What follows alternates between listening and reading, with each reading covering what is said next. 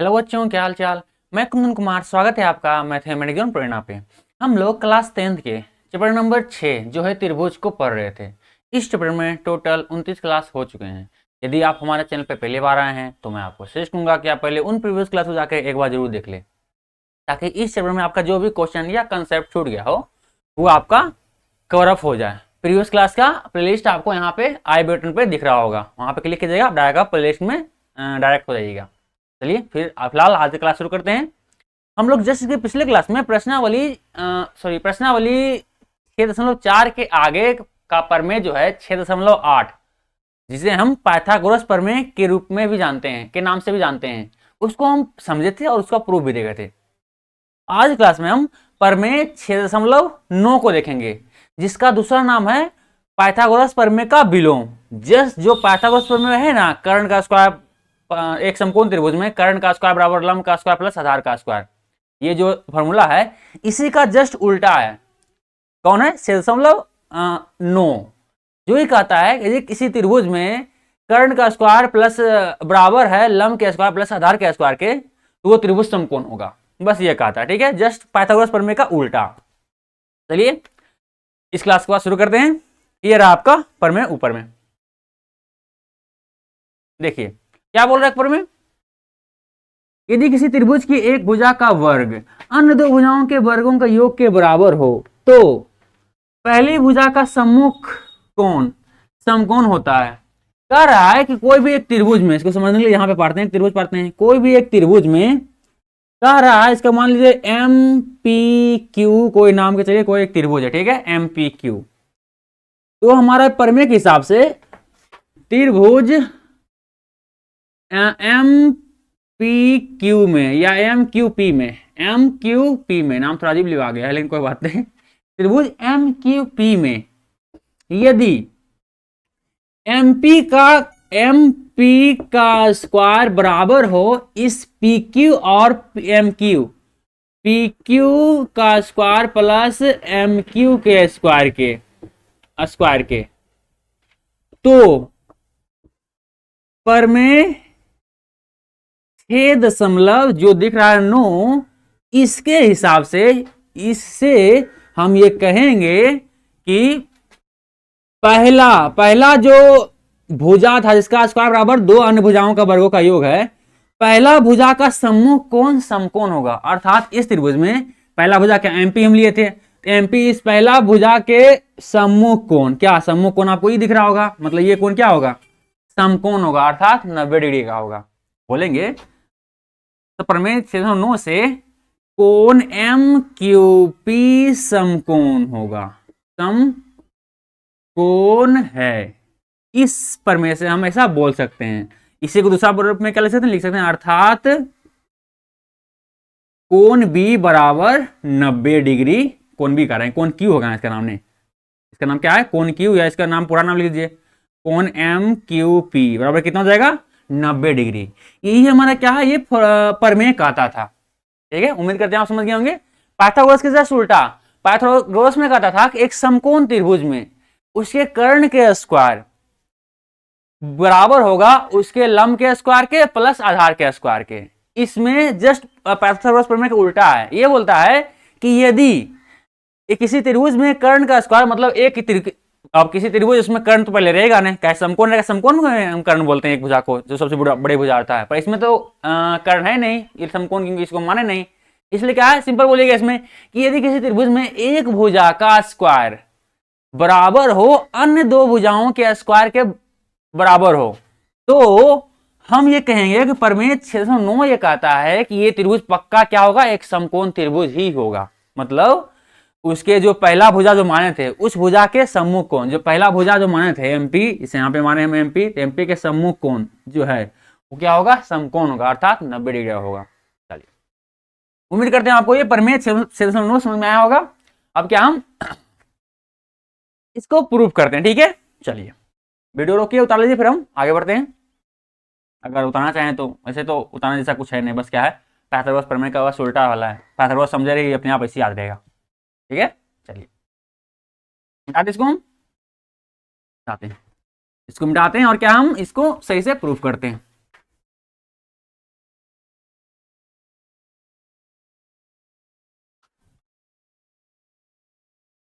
चलिए पहले क्या लेना पड़ेगा, सबसे पहले क्या है, किसी त्रिभुज की, मतलब एक त्रिभुज तो मानना पड़ेगा, कोई त्रिभुज। तो चलिए कोई त्रिभुज ले लेते हैं, एक त्रिभुज लेते हैं।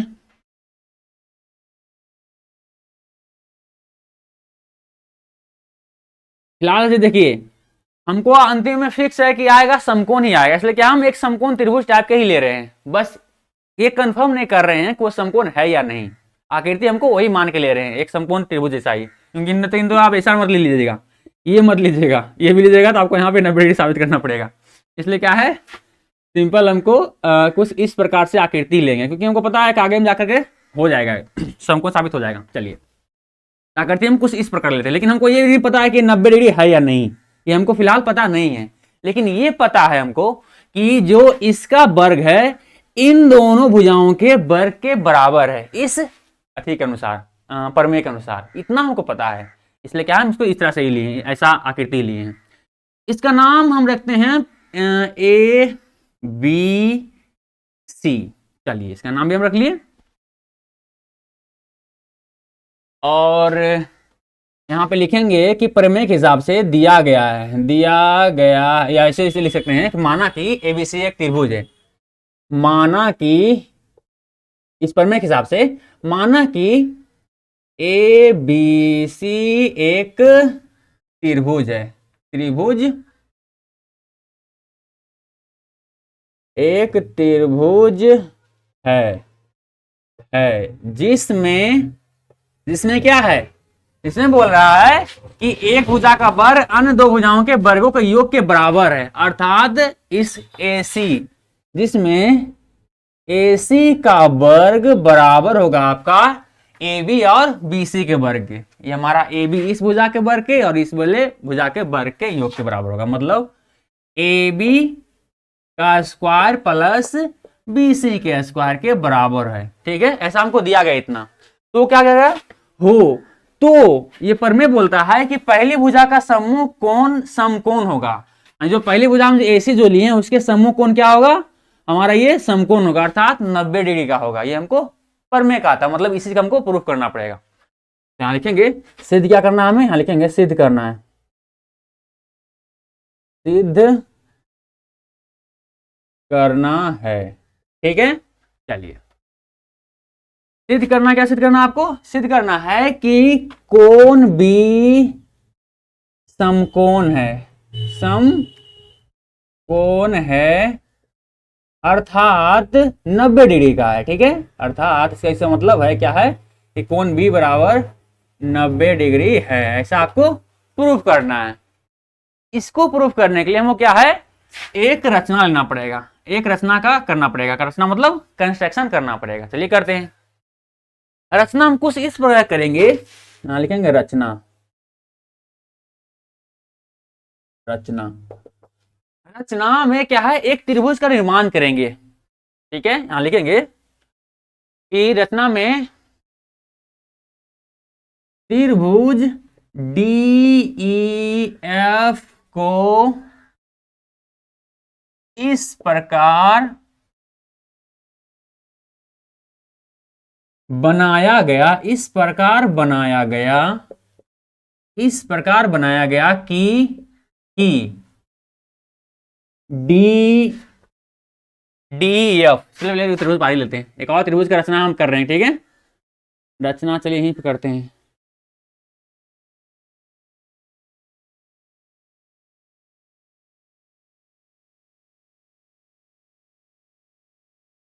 इसका नाम हम DEF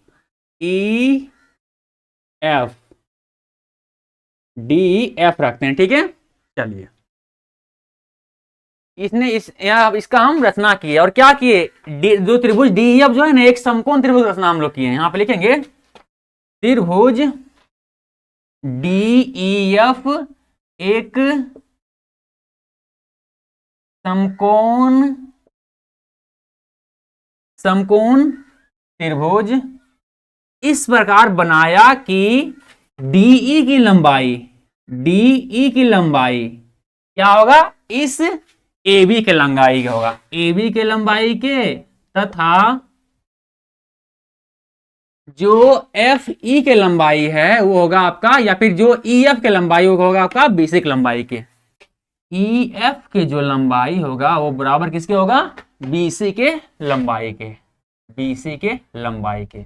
ऐसा हमने क्या है, कंस्ट्रक्शन ही किया है, ठीक है, रचना ही इस तरह से लिया गया है, उस त्रिभुज का निर्माण किया है, ठीक है। यहाँ समकोण त्रिभुज है, ऑलरेडी हम जानते हैं क्या है कि हमारा क्या है, एक 90 डिग्री यहाँ पे रहेगा, क्योंकि ये समकोण त्रिभुज है, पहले यहाँ बोल दिए रचना इस प्रकार लिया कि त्रिभुज डी एफ क्या है, एक समकोण त्रिभुज है, इसमें डी क्या है, समकोण है, ये वाला कोण क्या है, समकोण, मतलब 90 डिग्री का है। यहाँ लिखे क्या, ओह चलिए लिख लेते हैं, तथा इसमें कोण डी, सॉरी कोण डी नहीं, कोण ई, कोण ई एक समकोण है, अर्थात कोण ई बराबर कितना है, लिखेंगे अर्थात, अर्थात कोण ई बराबर 90 डिग्री है। चलिए इतना हमने क्या है, बस रचना किया है। अब हम यहां से इस क्वेश्चन को बनाना शुरू करते हैं, ठीक है। ये हमारा दिया गया जानकारी था, ये हमको सिद्ध करना है, ये अच्छा आपने रचना लिया है, ठीक है। रचना एक और त्रिभुज डी एफ लिए, समकोण त्रिभुज रचना लिए इस प्रकार से कि हमारा ए बी बराबर है डी के, ए एफ बराबर बी सी के। अगर इसमें दर्शाना चाहें तो हम बोलेंगे कि डी ई बराबर हम लिए हैं इसके, ए बी के, और ई एफ भी बराबर लिए हम बी सी के, यानी ये बराबर होगा हमारा इस प्रकार से इसके, ऐसा हमने रचना ही लिया है, ठीक है। चलिए अब हम यहाँ पे प्रमाण से बनाना शुरू करते हैं, ठीक है। चलिए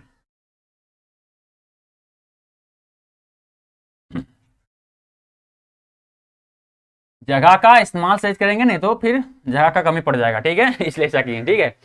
अब यहां से प्रमाण से हम लोग क्वेश्चन को प्रूफ करना शुरू करते हैं, इस प्रमेय को प्रूफ करना शुरू करते हैं। सिंपल, पहले जो आपको जानकारी दिया गया है उस जानकारी से ही शुरू करते हैं। जानकारी क्या दिया गया, ये हमें दिया गया है, क्या दिया गया है कि ए सी का स्क्वायर बराबर है ए बी के स्क्वायर के प्लस बी सी के स्क्वायर के, ठीक है। क्योंकि समीकरण प्रमेय में बोल रहा है कि त्रिभुज की एक भुजा का वर्ग का स्क्वायर बराबर होगा अन्य दो भुजाओं के वर्गों के योगफल के, जो हमने यहाँ पे लिखा है। इसको हम समीकरण 1 मान लेते हैं। कारण में क्या लिखेंगे, ये हमारा दिया गया जानकारी, ये दिया गया है, दिया गया है, ठीक है। चलिए और क्या करना है, अब देखिए जो हम रचना किए हैं इस रचना वाला जानकारी का इस्तेमाल करते हैं। क्या करेंगे अब इस वाले में त्रिभुज डी ई एफ में, ठीक है। देखिए त्रिभुज डी ई एफ से एक समकोण त्रिभुज है, त्रिभुज डी ई एफ एक समकोण त्रिभुज है, समकोण त्रिभुज है। अगर डी ई एफ समकोण त्रिभुज है तो इसमें पाइथागोरस प्रमेय का इस्तेमाल कर सकते हैं। पाइथागोरस प्रमेय कहता है किसी भी समकोण त्रिभुज के, किसी भी समकोण, मान लीजिए कि आपका समकोण त्रिभुज है, ये आपका कर्ण है हुआ, क्योंकि 90 डिग्री जो सामने रहता है ना समकोण त्रिभुज में, उसे हम कर्ण ही कहते हैं। ये कर्ण हुआ, ये लंब हुआ और ये आधार हुआ।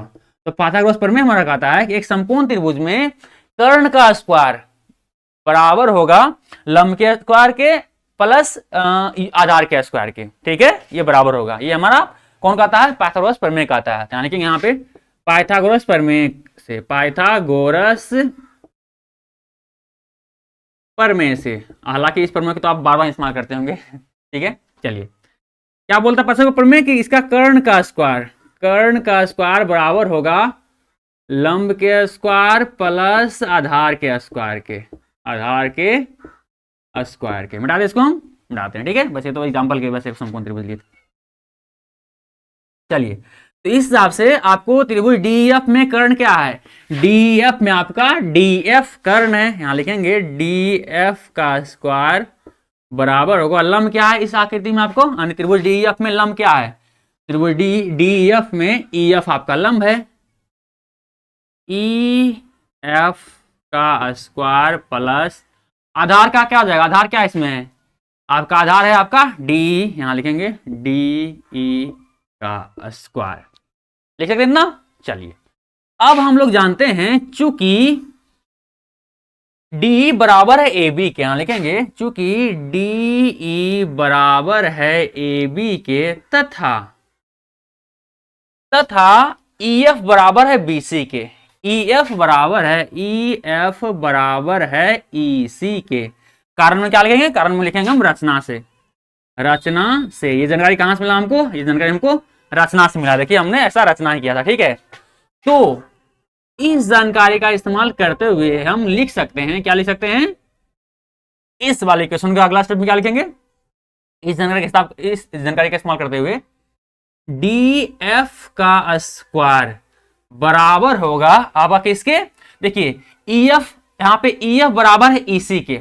ओ सही है ना, EF EC का गड़बड़ नहीं हो गया, EF BC है यार, यहाँ पे EC लिखा गया था, EC कहां से आ गया, BC, ठीक है, ये हमारा BC है। चलिए, तो हमारा बोला है EF बराबर क्या लिख सकते हैं हम, EF बराबर है BC, अर्थात हम EF के बराबर पे BC लिख सकते हैं, क्योंकि दोनों वैल्यू क्या है, बराबर है।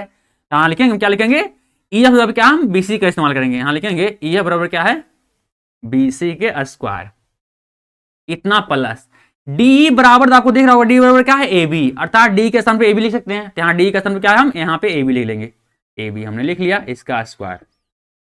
अब क्या है फाइनली, इसको क्या हम समीकरण, इसको हम समीकरण 1 मान लिए पहले, तो इसको हम समीकरण 2 मानते हैं, समीकरण 2। अब हम समीकरण 1 और समीकरण 2 से आगे बढ़ते हैं।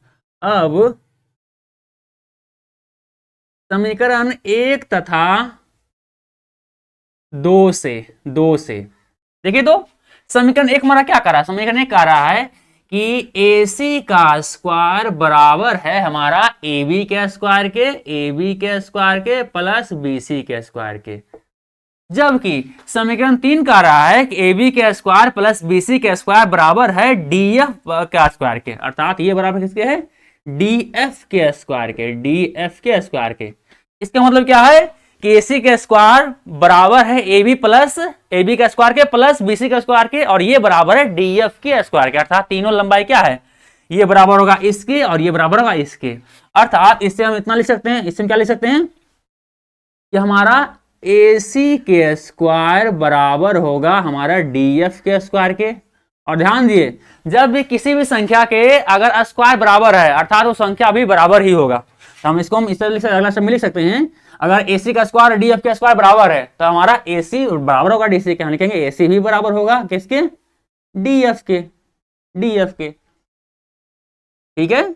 चलिए, इसको हम समीकरण 3 मान लेते हैं, इस जानकारी, ठीक है।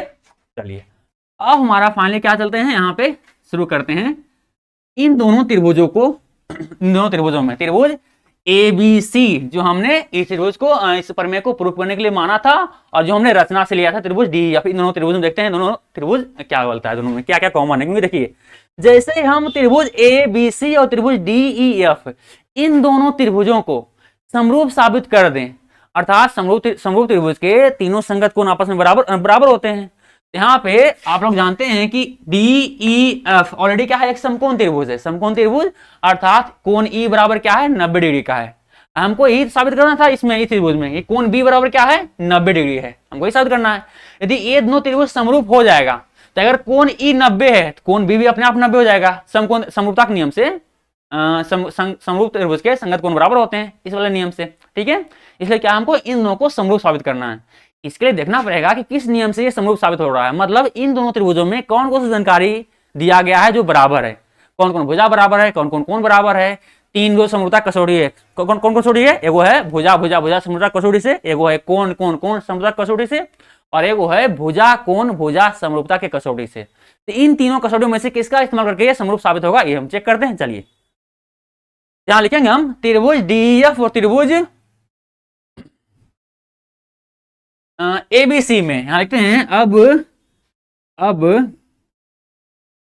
त्रिभुज DEF तथा त्रिभुज किसमें, ABC में, त्रिभुज ABC में, इन दोनों में देखते हैं, आगे बढ़ते हैं। देखिए, तो इन दोनों में आपका DE बराबर है AB के, DE बराबर है AB के, जो आपको रचना ये बोल रहा है, हमारा जानकारी दे रहा है। यहां लिखेंगे कि त्रिभुज DEF में DE और त्रिभुज ABC में AB, ये दोनों क्या है, बराबर है। यहां लिखेंगे DE बराबर है AB के, कारण में क्या लिखेंगे, रचना से, क्योंकि हमने ऐसा क्या है, रचना ही लिया है।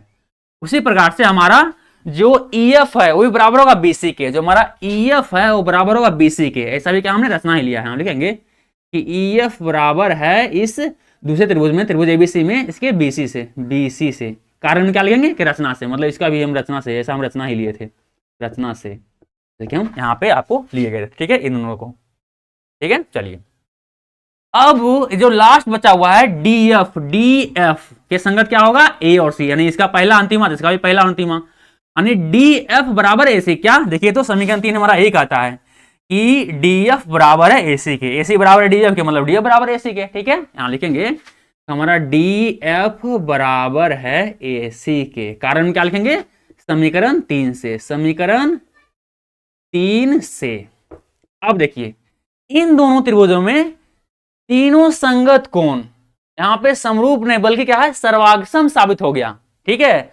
समरूप में तो क्या होता है, संगत कोण बराबर होते हैं और संगत भुजाओं का अनुपात क्या होता है, बराबर होता है। पर इन दोनों में क्या है, समरूप नहीं बल्कि क्या है, सर्वागसम साबित हो गया। सर्वागसम आकृति क्या होता है, इसका मतलब फोटोकॉपी। सर्वागसम आकृति में उसके भुजा भी सारे तीनों, संगत भुजा भी बराबर होता है और संगत कोण भी बराबर होता है। ध्यान दीजिएगा, समरूप त्रिभुज या सर्वागसम त्रिभुज, सर्वागसम त्रिभुज, दो सर्वागसम त्रिभुज या दो समरूप त्रिभुज में बस यही अंतर होता है कि सर्वागसम त्रिभुज में तीनों संगत कोण ही बराबर होते हैं और तीनों संगत भुजा भी बराबर होते हैं, पर समरूप त्रिभुज में सिर्फ संगत भुजा बराबर होता है, सॉरी संगत कोण बराबर होता है, माफ कीजिएगा, संगत कोण बराबर होता है, संगत भुजाओं का अनुपात बराबर होता है समरूप त्रिभुज में, समझ में आया। पर यहाँ पे क्या है, अनुपात बराबर, यहाँ पे क्या है, डायरेक्ट भुजा ही बराबर हो गया, अर्थात ये यहाँ पे हम क्या है, सर्वागसम साबित हो जाएगा। और सर्वागसम में साबित होगा हमारा काम बन जाएगा। हमको ये दर्शाना था कि कोण B बराबर है कोण E के। अगर सर्वागसम साबित होगा तो और अच्छा, सारे भुजा बराबर होगा, सारे कोण भी बराबर हो जाएंगे, ठीक है। तो सर्वागसम यहाँ साबित हो जाएगा, ठीक है। तो हम लोग जानते हैं कि भुजा भुजा भुजा सर्वागसमता का नियम ये कहता है कि यदि किसी दो त्रिभुज के तीनों भुजा आपस में बराबर हो तो वे दोनों त्रिभुज भुजा भुजा भुजा सर्वांग समता के नियम से दोनों सर्वागसम होंगे। यहां पर आपको दिख रहा होगा कि DF और ABC इन दोनों त्रिभुजों के संगत भुजाएं आपस में बराबर है, इसलिए दोनों क्या होंगे, ये तीनों दोनों त्रिभुज क्या होंगे, सर्वागसम त्रिभुज होंगे, मतलब इनके तीनों भुजा बराबर, तीनों कोण बराबर, ठीक है। चलिए यहां लिखेंगे अतः त्रिभुज DEF सर्वागसम होंगे।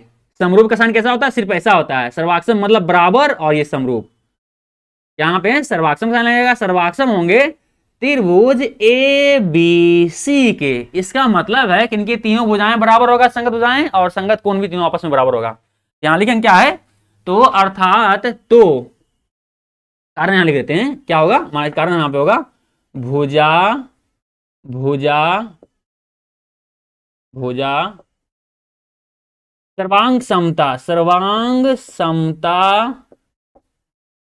समता के नियम से, ठीक है। चलिए तो लिख सकते, इसका मतलब क्या है, तीनों कोण बराबर होगा, तीनों भुजाएं बराबर होगा। तो यहाँ पे सिर्फ हमको कोण का इस्तेमाल करना है, क्योंकि कोण B बराबर है 90 डिग्री, यानी कोण B बराबर है कोण E के, हमको ये साबित करना है यहाँ पे, ठीक है। तो चलिए करते हैं। यहाँ पे यहाँ आपको दिख रहा होगा कि कोण, यहाँ पे D संगत है कोण A के, B संगत है कोण E के, कोण C संगत है कोण F के, अर्थात यहाँ पे कोण D बराबर होगा आपका कोण A के, कोण A के, कोण E बराबर होगा कोण E बराबर होगा यहाँ पे कोण, सिंपल अंतिम हम करते हैं, कोण F बराबर होगा कोण C के, कोण F बराबर होगा कोण C के।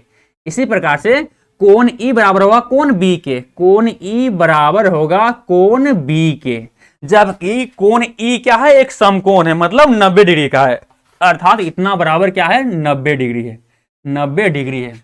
अर्थात अगला स्टेप में हम लिख सकते हैं, क्या लिख सकते हैं कि कोण B हमारा भी 90 डिग्री होगा, क्योंकि कोण E 90 डिग्री है, और कोण E और कोण B दोनों बराबर हो गया यहाँ पे, अर्थात कोण B भी क्या है, 90 डिग्री का है। अर्थात देखिए कोण B भी क्या है, 90 डिग्री का है।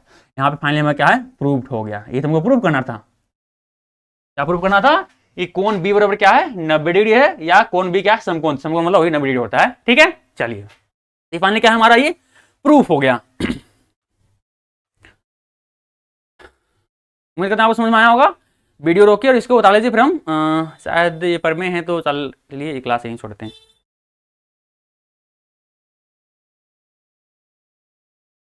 चलिए उतार लिए, उम्मीद करते हैं आप लोग वीडियो रोक करके इसको उतार लिए होंगे। अब हम आगे बढ़ते हैं। चलिए इससे पहले क्या है, एक फोटो हो जाए।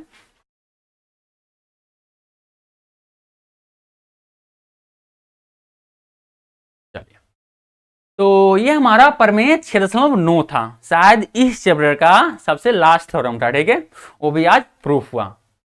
अगले क्लास में हम लोग प्रश्नावली 6.5 को 5 के जो प्रॉब्लम है उनको देखेंगे, ठीक है। तो पढ़ते रहिए, और हाँ, यदि हमारा प्रयास सबको अच्छा लगे, हम जो समझाते हैं आपको समझ में आता है, तो प्लीज़ हमारे चैनल को सब्सक्राइब तथा हमारे वीडियो को लाइक और शेयर जरूर करें, ताकि ऐसे ही क्लास आगे भी लेने का हमें मोटिवेशन मिलता रहे। मिलते हैं अगले क्लास में। और हाँ, यहाँ से आपको अगर प्रीवियस क्लास देखना है तो आपको यहाँ पे प्लेलिस्ट दिख रहा होगा। यहाँ पे आपका सारे प्लेलिस्ट जितना भी क्लास हो चुका है शुरू से लेकर के चैप्टर 1 से लेकर जहाँ तक हो चुका क्लास, सारे क्लास आपको सीक्वेंस वाइज से मिल जाएंगे। तो यहाँ पे क्लिक कीजिए, प्लेलिस्ट में चले जाइए और आपको पूरा क्लास देख सकते हैं। और यहाँ पे हमारा फोटो दिख रहा होगा जो सब्सक्राइब का बटन है, उस पर क्लिक कीजिएगा तो अपने आप हमारे चैनल में जाइएगा और सब्सक्राइब भी कर दीजिए। चलिए मिलते हैं अगले क्लास में, तो बाय बाय।